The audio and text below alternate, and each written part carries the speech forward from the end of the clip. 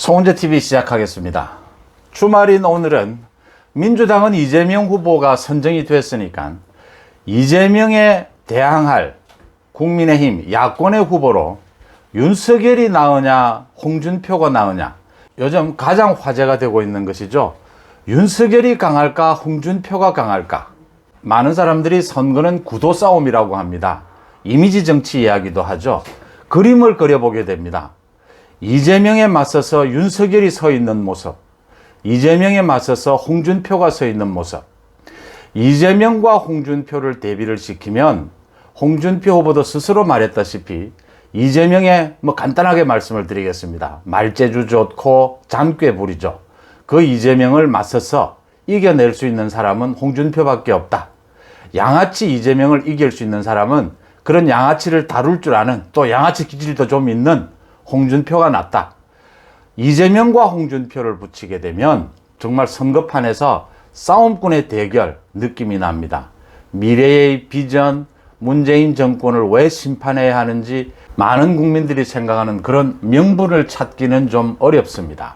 이재명과 윤석열을 대비시켜보면 이재명은 양아치 이미지죠. 윤석열은 진솔한 이미지입니다. 반듯한 이미지입니다. 왜 새로운 국정을 이끌어내야 될 그런 반듯한 이미지를 윤석열이 보여줍니다. 하지만 윤석열이 선거 기술, 정치에 대한 경험이 없는데 저런 양아치 같은 이재명을 이길 수 있을까라는 걱정이 생기게 됩니다. 이재명의 말재주 좋고 잔꾀 부리는, 잔머리 돌리는 저 이재명을 이기기 위해서는 정말 반듯한 이미지에, 진솔한 이미지의 윤석열에다 진흙탕 선거판에서 싸울 줄 아는 이런 홍준표의 이미지까지 가미되면 정말 확실하게 야권이 이길 수 있을 텐데, 이런 얘기들을 많이 합니다. 최근 들어서 이재명은 갑자기 식당 총량제라고 얘기할 수 있죠. 또 그다음 재난지원금을 6차입니다. 재난지원금을 또 뿌리겠다 이야기를 합니다. 대장동 비리의 몸통이 대장동에 가서 공익 환수 잘했다고 큰 소리를 칩니다. 이재명이 밑도 끝도 없이 민주당 내에서조차 전혀 준비 없이 그런 공약을 내걸면 어떻게 하느냐, 이런 비판이 있는데도 이재명이 이런 굵직굵직한 이슈들, 이슈 메이킹을 하는 이유는 두 가지죠. 하나는 대장동을 덮기 위해서 식당 총량제, 재난지원금 막 내지릅니다. 그 다음 두 번째, 포퓰리즘이죠. 사기는 당하는 것이지 사기를 치는 건 없다, 이런 말이 있지 않습니까? 사람이 갖고 있는 가장 원초적인 욕망, 사기꾼들은 언제나 그 원초적인 욕망을 노리죠. 이재명은 이 부분을 너무나 잘 알고 있습니다. 재난지원금, 식당 총량제, 이런 부분을 이슈로 던지게 되면 많은 사람들이 관심을 갖게 되고 솔깃하게 되는 겁니다. 이재명은 준비가 되든 준비가 되지 않든 이런 문제를 던져서 사람들의 관심을 끌고 국민을 대장동에서 다른 것으로 전환하려고 합니다. 전형적인 잔머리, 말재주입니다.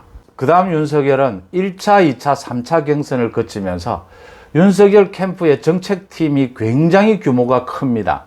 그래서 많은 정책들이 준비되어 있습니다. 윤석열 후보가 정치 신인이면서도 굉장히 정치에 빨리 적응하고 실수를 하면서도 빨리 발전되는 모습은 보여주고 있다.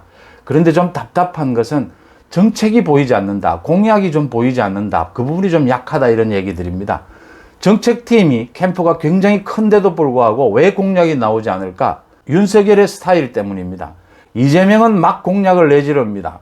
홍준표 후보도 모병제를 비롯해서 내용이 있든 없든 공약을 막 내지릅니다. 윤석열은 공약을 발표하지를 못합니다. 왜? 책임감 때문입니다. 핵무장해야 한다고 홍준표 후보가 말하는데 솔깃한 이야기이긴 하지만 그게 현실적으로 미국하고 그 문제가 풀어지겠느냐? 핵무장을 우리가 하겠다라고 하면 북한 핵을 인정해버리는 것인데 그걸 지금 대선 후보들이 얘기하는 것이 현명한 것이냐?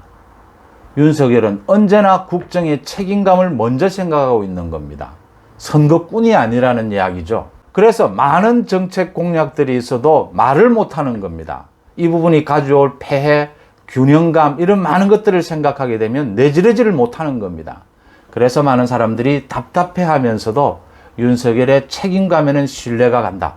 하지만 이재명과 붙어서 정말 이겨낼 수 있겠느냐라는 걱정도 있는 것이 사실입니다.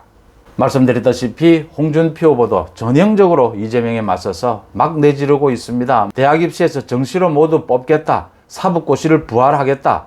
핵무장하겠다.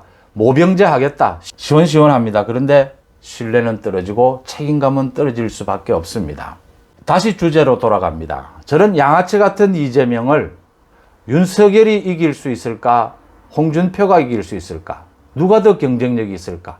좀 올드한 모습을 보이고는 있지만 선거에서 싸움은 잘하는 홍준표가 유리할까? 아니면 진솔한 모습, 책임감 있는 모습 그대로를 간직하고 있는 윤석열이 나을까? 정말 모임이 있는 곳마다 이렇게 논쟁이 일어나는 그런 주제일 겁니다. 여기서 제가 다시 김종인 전 위원장 얘기를 드립니다. 김종인 전 위원장에 대해서 많은 사람들이 사실은 싫어하고 지지하지 않고 있다는 걸 압니다. 특히 보수에서. 그런데 왜 다시 김종인일까? 지금 경선 막판에 김종인이 등장을 해서 윤석열을 지지하는 발언을 하니까 홍준표 후보나 유승민 후보에 난리가 났습니다. 연일 김종인을 두드려 팹니다. 전직 비대위원장이니까 중립을 지켜라는 것이고, 또 하나는 좀 더 내용적으로 쑥 들어가서 보수, 그 중에서 영남 보수는 김종인을 싫어한다. 그래서 김종인이 나와서 윤석열을 지지해도 크게 걱정하지 않는다. 역풍이 불 것이다 라고 하는 겁니다. 영남 보수들이 김종인을 싫어하죠. 지지하지 않죠. 왜? 김종인은 그동안 박근혜도 도왔고 문재인도 도왔습니다. 또 박근혜에게서 버림받았고 문재인에게서 버림받았습니다. 도와서 김종인이 이긴 이유도 있고 버림받은 이유도 있습니다. 김종인의 정치적 가치가 거기에 있는 겁니다. 김종인은 선거판을 읽는, 판세를 읽는 능력에서는 지금 현 정치권에서는 가장 뛰어납니다.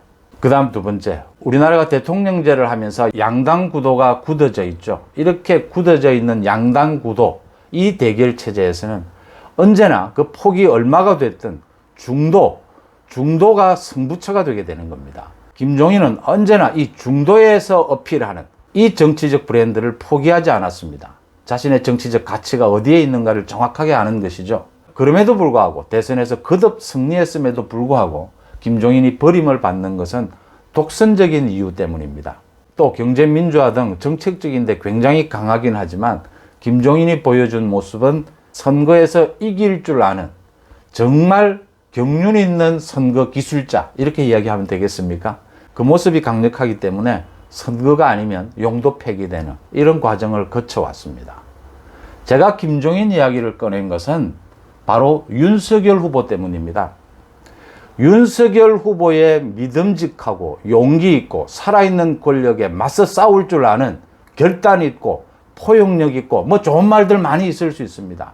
이재명에 맞서서 윤석열을 대비시키면 정말 미래 비전도 보이고 많은 이미지가 좋습니다. 그런데 불안합니다. 이 혹독한 선거판에서, 이 진흙탕 선거판 싸움에서 윤석열이 과연 이겨낼 수 있을까? 저 양아치를 이겨낼 수 있을까? 이겨낼 수 있는 그 방법으로 가장 유력한 것이 윤석열 옆에 김종인이 서는 방법인 것입니다. 이게 아프기 때문에 홍준표가 거듭해서 영남의 보수는 김종인을 싫어한다, 걱정하지 않는다라고 이야기를 하는 겁니다. 김종인과 윤석열의 콜라보만은 막는 것이 좋다. 특히 윤석열 후보가 압승을 거두는 데는, 이재명을 누르고 정권 교체를 이뤄내는 데는 김종인만한 선거 전문가가 없다라고 하는 점입니다. 보수에서, 특히 영남 보수에서 걱정하는 부분은 김종인의 애매모호한 정치 성향, 독선적인 정치 스타일, 이런 부분들이 걸릴 것입니다. 그런 부분들은 박근혜 대통령이 그래왔듯이 윤석열이 제어할 수 있을 것이다. 또 김종인도 이제 연세로 보나 뭐로 보나 뭘 자기가 나서야 하고 나서지 않아야 되는 부분을 알고 있다.